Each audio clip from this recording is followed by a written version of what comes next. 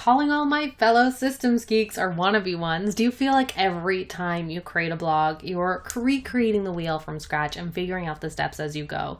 Well, it's time to get a little more intentional, my friend. And in this video, I'm going to share my 7 steps for documenting your blogging workflow.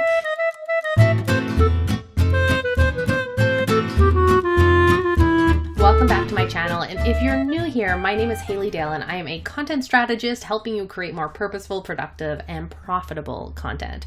So if that sounds like something you're looking for, make sure to subscribe. Click the subscribe button below for regular value-packed videos every single Monday. Most entrepreneurs I talk to feel like they're all over the place when it comes to their systems, client workflows, blogging workflows, marketing, even if that isn't necessarily true, right? Even if they are more organized and they tend to think that they are.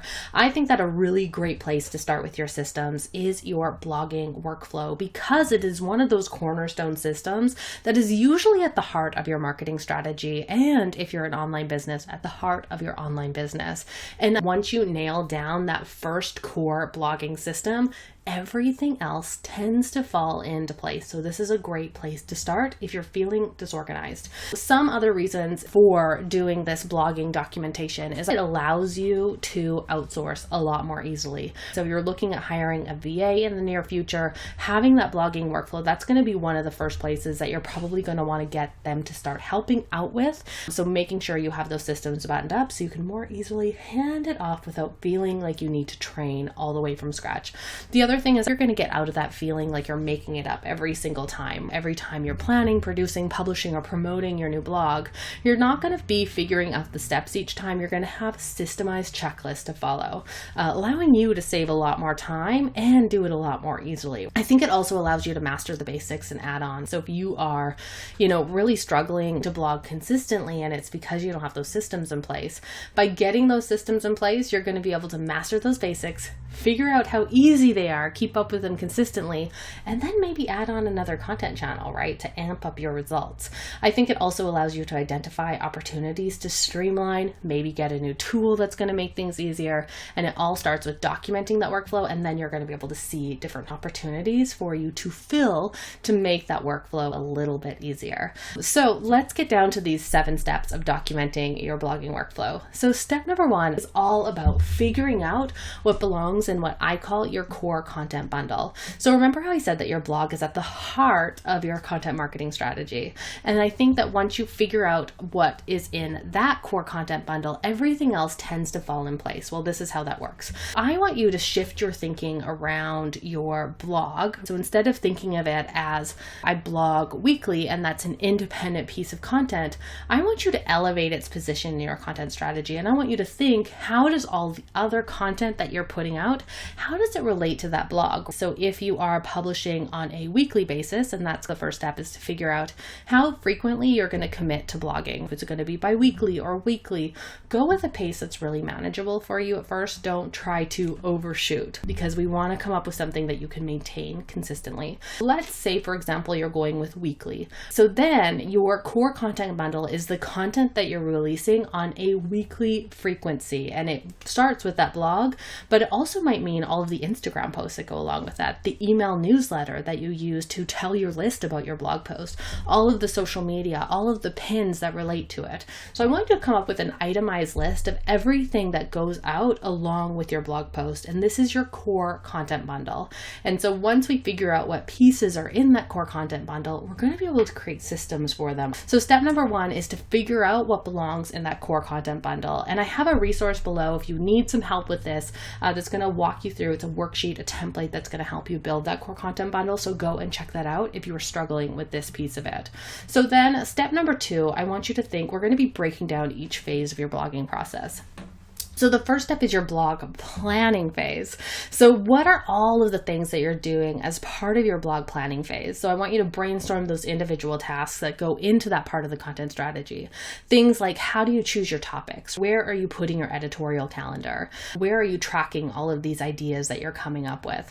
So in my business, what I do, once a quarter, I will create my quarterly content strategy with all of the topics, my editorial planner. I use my 2020 Content Empire Planner, so I make sure that I use that. But then we go and we put it in Asana. So for me, that is my quarterly content planning process. So even though I'm creating my content on a monthly basis, we are planning it quarterly. So we know what we have to follow for the rest of the quarter. Then step number 3, what is your blog drafting phase? So when you have a new idea that you're creating a blog post for, what are the steps that go into that drafting process for you? What goes into the idea phase of that? So for myself, we are doing written/YouTube videos. So our drafting process includes free writing. So for every single blog post, set aside 10 minutes to free write that blog post just to get any ideas out from my head onto the paper so that it makes it a lot easier to create that place. So many people, they have these great content ideas and things that they want to explore and things that they want to create content around. And then they are, the hardest part is starting. So if you can get past that part of starting by using something like free writing and just set 10 minutes on the clock, open up a blank document and get down as many words as possible. What are your initial thoughts about that topic? What do you care about answering it? What is your personal experience with it? Can you decide what the questions that post needs to answer, and can you just take a stab at answering them? So very often what's funny is I will put 10 minutes on that clock and I'll end up writing the entire thing right there. It's just a matter of taking that pressure off, taking off that pressure of writer's block and getting started. So for you, step 3, I want you to write down what are all of the ideas, what are all of the steps that go along with your blog drafting phase. Then step number 4, your blog production phase. So all of the accessory content that goes along with your blog post. These might be your images, your social media copy.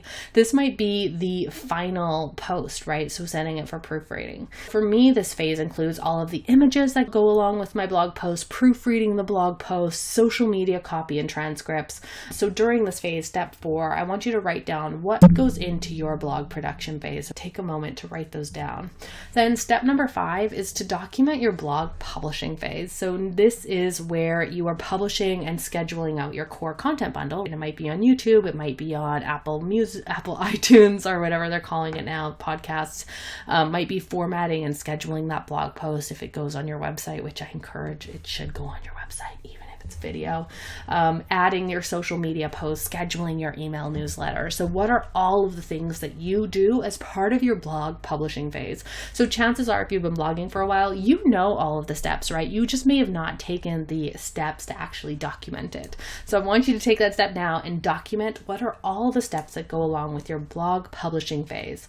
Then step number 6 is your blog promotion phase. And this is our final phase here, although we have one more step.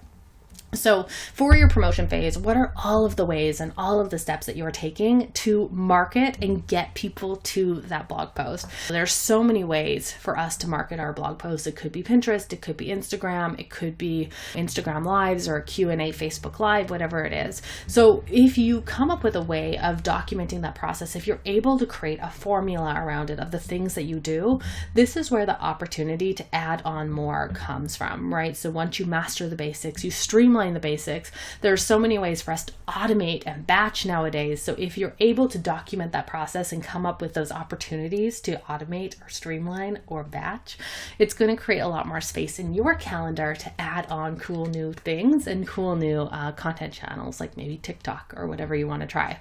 So for you, this might mean anything that there is also going to be some stuff that you can't do ahead of time, like Facebook Lives or stuff like that. So I want you to write down all of the steps that you take to promote your blog post, and I'd also put a note beside them. Is this something that I can do ahead of time, or is this something that I need to do live? Because that's going to majorly impact how you're going to tackle it and how you're going to be able to automate it and streamline it. So our final step here is step number 7. I want you, once you have this documented, you put it into order, I want you to take that blogging workflow on a test drive. So a blogging workflow rehearsal. So as I mentioned, one of the best things about documenting your blogging workflow is the ability to outsource and hire someone without needing to train them from scratch. So if you're eager to get to outsourcing, I want you to hold your horses, because I think you should go through this process and make sure that everything works from start to finish. I also take the opportunity to record myself myself going through the workflow so that instead of having to train someone, I can be like, here's a video, here are the steps. You can learn it yourself. And that way, if I have any team turnover, it's very easy for me to hire someone and train them because I'm not worried about all the work that goes into training someone besides getting them to watch this video. So take the opportunity to take the blogging workflow on a rehearsal. If you want to take it one step further, record yourself doing it because that's going to be a great training resource in your hiring and outsourcing plan. So are you ready to start documenting your workflow? I want you to tell me what belongs in your core content bundle. I want to know. Inquiring minds want to know. So let me know in the comments. And if you want more videos like this one, click on the next video on your screen and make sure to subscribe for new videos every single Monday.